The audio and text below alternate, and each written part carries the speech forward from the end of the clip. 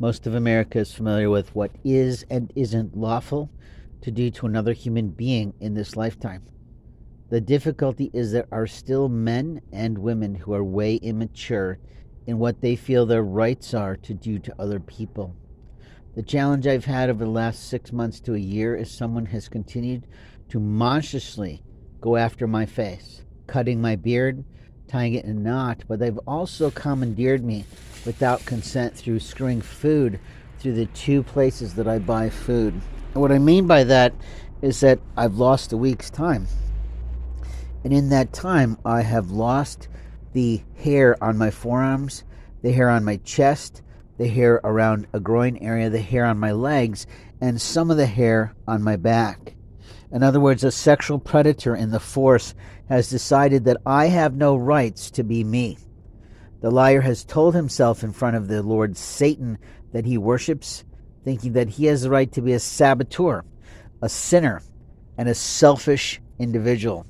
You see, Lord Jesus, if you profess to be a religious person, would not ever ask you to commandeer, sexually traffic, and information traffic someone's life.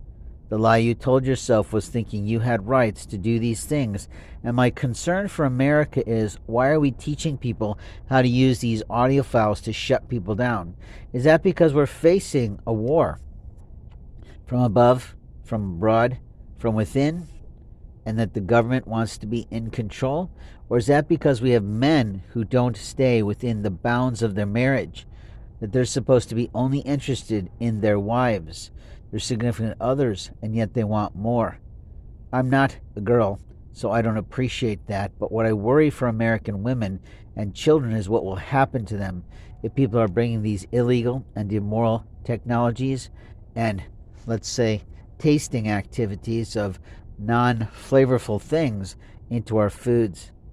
The liars who told themselves they had the right to cut my beard are absolute liars. At no time did you have the right to groom my face without my consent. There are women in this community that are derelict, and no matter how many times you tell them to stay away from you, they will still walk upon you, they will still stalk you, they will still do things like the girl who lives and sleeps over by O'Charlie's. The liars of an American force, the liars in a black community, the liars in a Muslim space think they have the right to put their hands on you and abuse you. I didn't appreciate having my genitalia abused, but it did happen. But men don't want to talk about it because they want to laugh about it.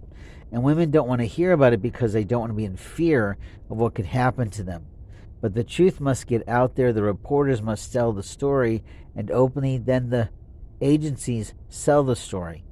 But the liar of the American FBI, the liar of the American force, the liars across America think because I've got some money, I can do what I want to you. That's a lie they told themselves. That takes us into a position of apartheid. That literally deletes all of the work that men and women of many colors did to create the civil rights movement, the Freedom of Mobility Act, and the reality that stalking is illegal. Electric mobility impediment games or mobbing activities are illegal and highly immoral in front of God. In America, we have rights.